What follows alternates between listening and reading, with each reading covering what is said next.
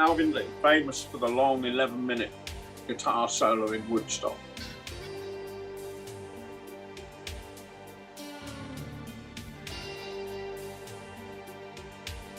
When Mike Patto joined the Bow Street Runners, we were doing a gig in the Dungeon in Nottingham.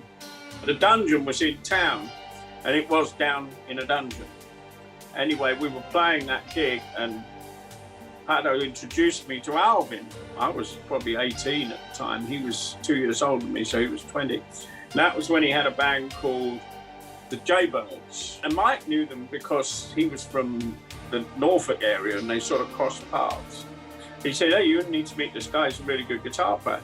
Didn't see him again until a hotel in Paddington called the Madison Hotel, and it was full of musicians. And what it was, each floor had a set of rooms, and you could rent them by the week, and they would change the bedclothes once a week. Larry Wilson, Mike Patto, myself, and Boz moved in, and underneath us was Leo Lyons and Alvin Lee. We started hanging out, smoking a bit of weed together, and I got to know him a bit more. One night he came up and we had an acoustic guitar in the room, and it was some real crappy old guitar, and he picked it up, played the shit out of it, and I was like, damn. So then, of course, he went and formed 10 years after, and Bow Street Runners moved on and lost touch with him completely. I was out doing a gig with the Pattos, and he turned up, and we went back to this house, this enormous fucking house. I mean, an estate is what it was. And it had an indoor tennis court made out of the old barns. So we were all in there with this big beach ball, heading it across the net. Then we went inside, played some records and things. And he was so enamored with seeing all the boys, and he invited us down. So I went down with Patto and we hung out, and he said, I'm going to build a studio in this barn. It was Hook End Manor. Things transpired. By that time, I was hanging out and playing with Boz and Ian Wallace. So he said, why don't you guys come down and I'll set up in one of the hallways. It was a big enough house. You could have played in any room. Before the studio was built, we were jamming away, and he was so enamored with it. He was getting away from this band, and he decided to do an album with Mylon Lefevre.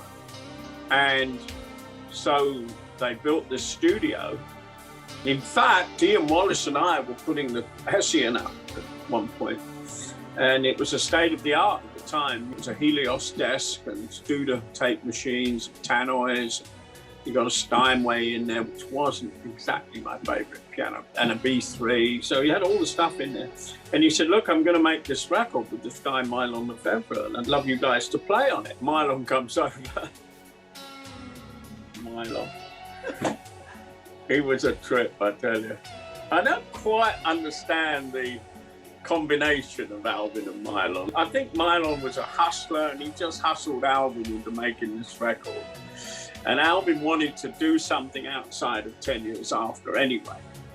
So we go ahead, we start, and Mylon comes over, and we're rehearsing through these songs, and Mylon suddenly announces, and he says, well, George Harrison's coming over tomorrow, so you've got to be on your best behavior. And Mylon says to him, well, George, really like to do one of your songs. And George said, well, you know, pick 'em, there's plenty out there.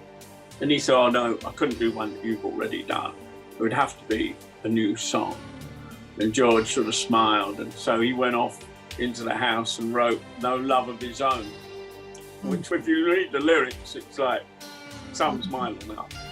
Anyway, we made that record, all sorts of people came down, Steve Winwood, Mick Fleetwood, and all sorts of people came and played on it. It's called On the Road to Freedom. It was a good album. It was a really good album. Lovely vocal harmonies. Alvin getting away from his rock and roll roots and blues roots was good for him. And it was going to do really well. I don't know what happened. They went off on a promo tour, the two of them around America. And I met up with them in New York at one point. But for some reason or other, it didn't happen. I don't know what happened with it, really. And it sort of just slid away. Oh, the photograph of the front cover was quite interesting because they're both walking up this leafy lane with these denim outfits on. Well, before that, Mylon had come downstairs in this outfit. And it's black denim with crosses all over it, like a short coat, you know, a jacket, a big white frilly shirt on, and black crosses on trousers with snakeskin boots. And he walks downstairs, this long curly black hair, and he says, I'm not standing in a photograph with you looking like that. They'll think I'm a poof. So he made him go and put denim outfit on, right? There was moments like that all the time with Mylon. He was a character, that's for sure. So we made that record. Alvin and I started playing together.